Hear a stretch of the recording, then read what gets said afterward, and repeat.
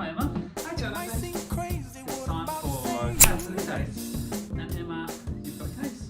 Well, I just recently had a great teaching opportunity moment. Teaching case. Yeah, teaching case. Yeah. I had my registrar had a patient with atrial flutter, and they'd done a great job of making an assessment, deciding that they needed a DCR.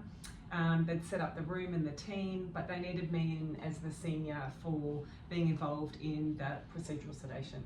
Sure. Yeah. Sounds pretty routine. Sounds like something we're doing every other day. Totally competent Tell registrar. me more. And so I thought, what do I have to offer here? And I guess what I did was just go through the procedural sedation checklist.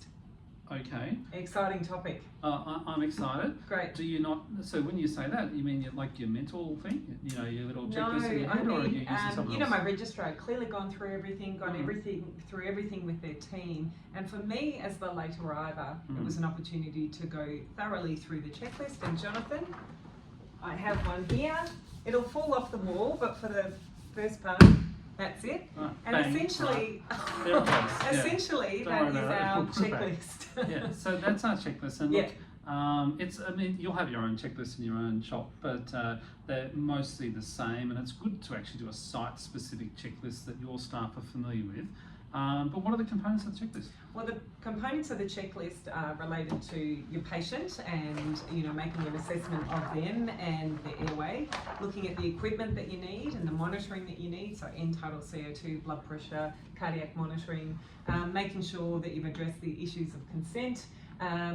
Is it safe for the department at that time to actually do a procedural sedation? I think that's really important because in our place, things are so busy and it's easy to go, oh, well, I've got I need a cardioversion, we need to do the cardioversion, the reg has called me to do the cardioversion, let's do it, I'm ready. But we don't know that there's a trauma call we about don't know to what's arrive. going on, and it's not just us. So we've got the nurses will need to be in there, we'll need to get some equipment, drugs. Is it actually safe?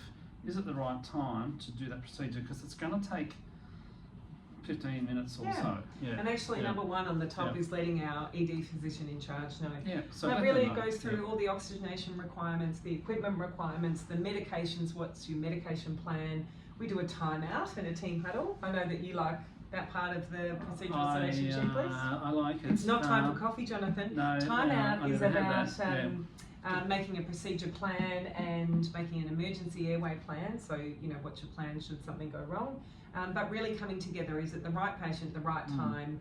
Do they still have the pathology that is generating the need for the procedural sedation? Which is why I like to, just do simple things like get the ECG up and get the X-ray up. Let me just hold it. Get the things that are relevant, because as you coming in as the senior helper, you probably, I know we trust our registrars, but you probably want just to be certain in your own mind that you're doing the right procedure on the right person. Yes, that's of course my registrar had done it all, but it was my way of being able to go through and just make sure I felt comfortable. You need to satisfy yourself that you're comfortable to do it, because you'll be responsible.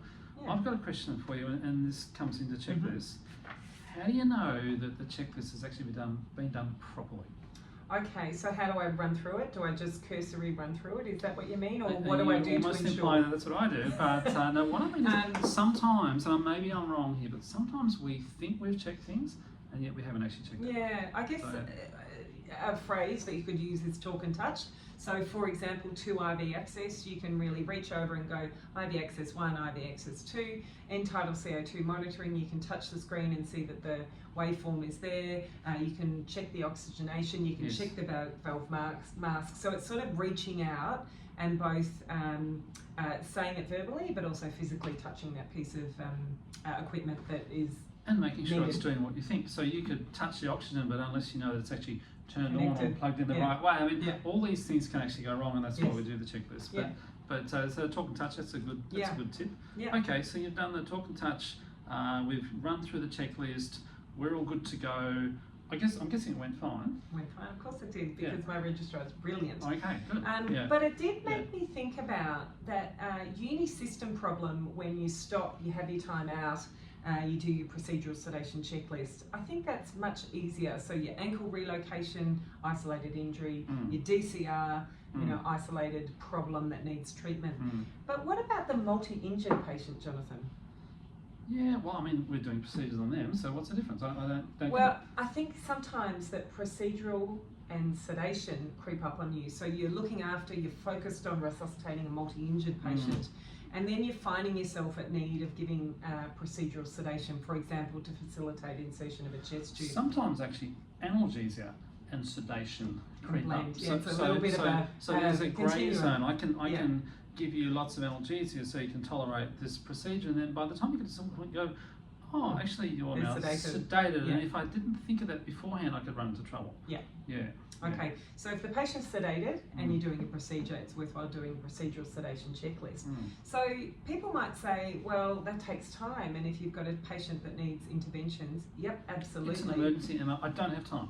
Well, yes, that might be so, but one of the things that it does is it actually allows you time to share your mental model and really put the team together in terms of their priorities for next steps. So, for example, as team leader, if you said something on the lines of, team, we need to prioritise putting in an ICC on the right-hand side, we're going to run through a procedural sedation checklist, and Doug is about to put in the chest tube on the right-hand side.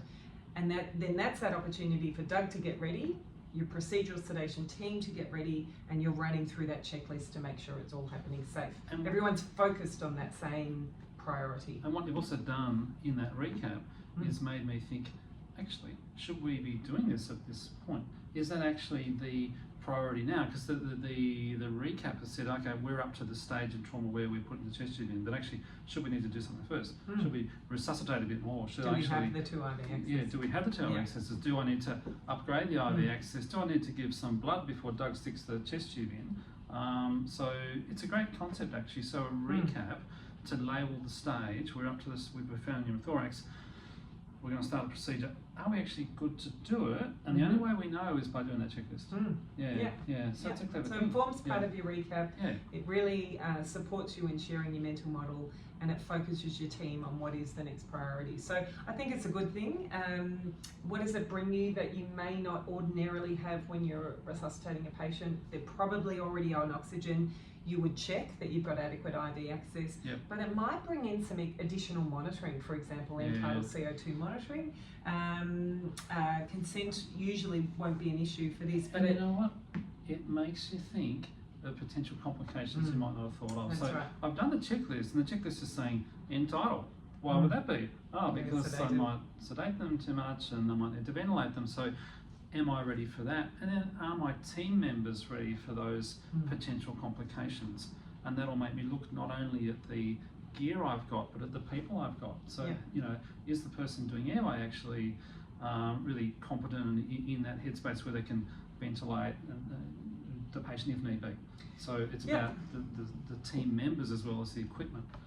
Well. So I guess, that's my drive for this week is the procedural sedation checklist. If you're doing a procedure and you're sedating the patient, then it's a procedural sedation, and it's something relatively easy to do, relatively rapid, and it gives you more. So go for it. I like it. I think it's a great way to recap. Yeah. And I think we get a lot out of it, and it's worth that extra, what is it, 30 seconds? It's worth it. It'll save you a whole lot of time. Great. All right, Emma. Thanks, Thanks. Jonathan. Thanks. Bye.